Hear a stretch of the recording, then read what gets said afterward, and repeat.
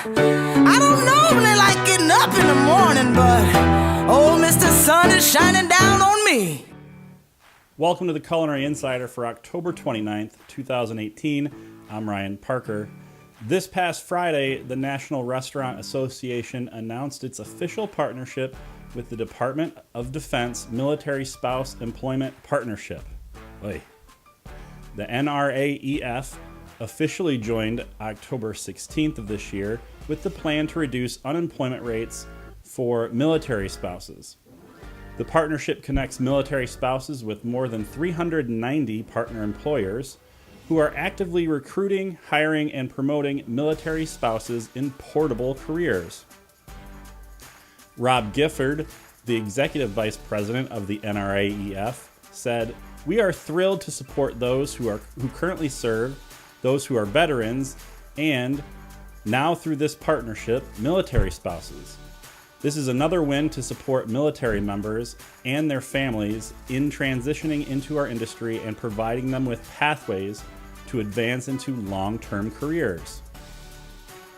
Last week, we shared with you the Saved by the Bell themed pop-up restaurant Saved by the Max, coming to West Hollywood starting May 1st.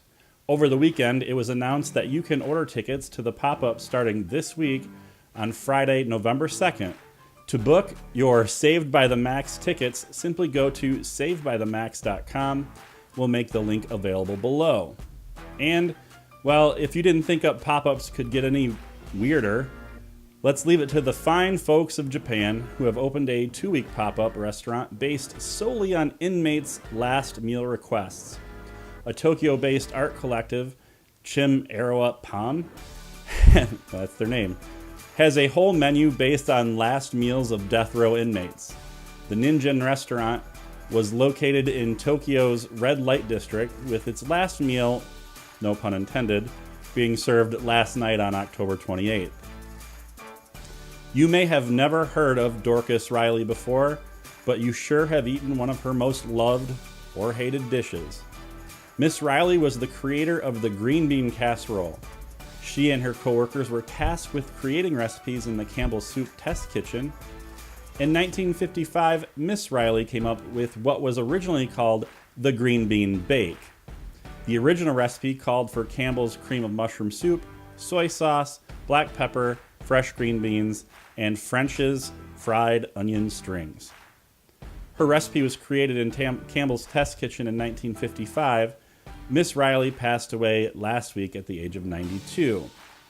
Dorcas Riley created hundreds of recipes for the soup company, and her original recipe is still printed on the cans of cream of mushroom soup. The Campbell's company predicts that about 40% of today's cream of mushroom soup sales are purchased specifically to make green bean casserole.